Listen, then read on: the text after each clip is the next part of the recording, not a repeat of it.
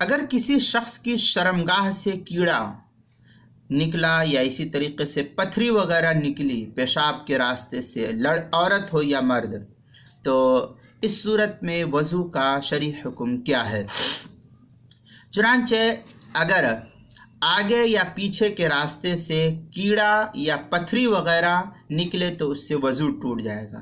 عموماً جو ہے پیٹ میں کوئی تکلیف ہوتی ہے تو پیٹ سے کیڑے نکلتے ہیں، کینچوے کی شکل میں۔ بہار کے علاقے میں اس کو چال ہی کہتے ہیں، اور دیگر علاقوں میں اس کا نام مختلف ہے۔ بہرحال لمبے لمبے کیڑے پیٹ سے نکلتے ہیں اور مختلف شکل کے نکلتے ہیں۔ بہر صورت اگر کیڑے وغیرہ پیٹ سے نکلے، پاخانے کے راستے سے یا پیشاب کے راستے سے پتھر وغیرہ نکلے، تو اس صورت میں شرعی حکم یہ ہے کہ وضو ٹوٹ جائے گا۔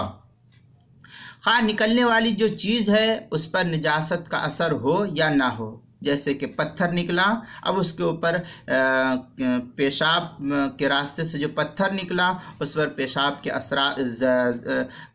کے ذرات ہو یا نہ ہو، بہر صورت وضو ٹوٹ جائے گا۔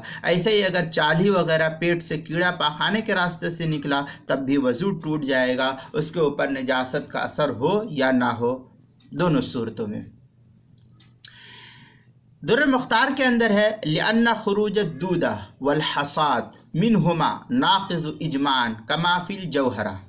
یہ عبارت در مختار کی پہلی جلد صفحہ 337 صفحہ جو بیروت کا چھپا ہوا نسخہ ہے اس کے اندر، زکریا بک ڈپو دیوبند کا جو ہندی نسخہ ہے اس کی پہلی جلد 263 صفحے پر اس کو نقل کیا ہے، اور کتاب المسائل اس کی پہلی جلد صفحہ 163 پر اس کو نقل کیا ہے۔ آپ اس کتاب میں بھی دیکھ سکتے ہیں۔